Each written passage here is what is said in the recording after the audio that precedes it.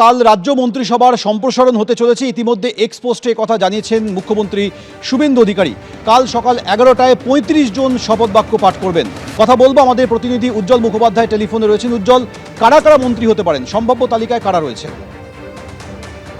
দেখো, এখনো পর্যন্ত আমাদের কাছে যেটা খবর সেটা হচ্ছে সম্ভাব্য তালিকায় উত্তরবঙ্গ থেকে যারা মন্ত্রী হচ্ছেন তাদের মধ্যে আছেন শঙ্কর ঘোষ, মালতী রাভা রায়, দীপক বর্মন, মনোজ ওরাও, আনন্দময় বর্মন। এই পাঁচজন এবং এর আগে আরো একজন মন্ত্রী হয়েছেন, ফলে উত্তরবঙ্গ থেকে এদেরই মন্ত্রিসভায় আসার কথা।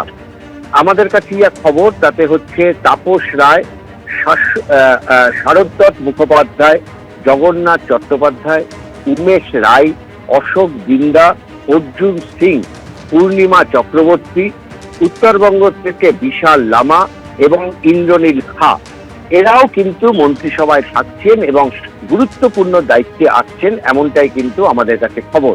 অর্থাৎ আমরা যেটা দেখতে পাচ্ছি এখনো পর্যন্ত যে কম্বিনেশন দেখা যাচ্ছে তাতে করে কিন্তু শুভেন্দু অধিকারী তার যে মন্ত্রিসভা সাজাচ্ছেন সেখানে কিন্তু একদিকে যেমন তাপস রায়ের মতন দীর্ঘদিনের রাজনীতিবিদ রয়েছেন, অথবা জগন্নাথ চট্টোপাধ্যায়, তিনি গত নির্বাচনে জিততে পারেননি ঠিকই কিন্তু রাজনীতির সঙ্গে অনেক দিন ধরেই তিনি যুক্ত রয়েছেন, বা উমেশ রায় হাওড়া থেকে যিনি জিতেছেন, তিনি এবার প্রথম বিজেপির বিধায়ক হলেও তিনিও কিন্তু দীর্ঘদিন ধরে রয়েছেন।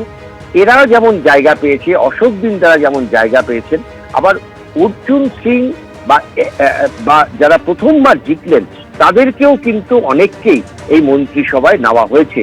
উত্তরবঙ্গ বিজেপির ঘোষিত নীতি যে তারা উত্তরবঙ্গের উন্নয়ন তাদের অন্যতম লক্ষ্য, ফলে এবার এখনো পর্যন্ত যে সম্ভাব্য তালিকা আমাদের কাছে রয়েছে তাতে দেখা যাচ্ছে শঙ্কর ঘোষ, মালতী রাভা রায়, দীপক বর্মন, মনোজ ওরাও এবং আনন্দময় বর্মন, এবং এছাড়াও বিশাল লামা, এই ছজন কালকে শপথ নিতে পারেন এমনটাই আমাদের কাছে খবর।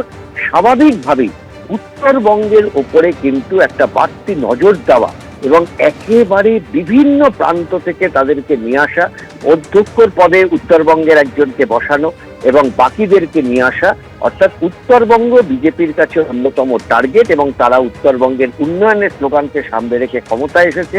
অধিকাংশ আসন তারা উত্তরবঙ্গ থেকে পেয়েছে, ফলে উত্তরবঙ্গের উপর তারা জোর দিয়েছে। অন্যদিকে দক্ষিণবঙ্গের ক্ষেত্রে আমরা যেটা দেখলাম যে তাপস রায় থেকে শুরু করে যারা বর্ষিয়ার নেতা তাদেরকেও কিন্তু শুভেন্দু অধিকারী, অর্থাৎ উত্তরবঙ্গ দক্ষিণবঙ্গ মিলিয়ে একটা সামঞ্জস্য রাখার চেষ্টা করা হচ্ছে বলে জানা যাচ্ছে।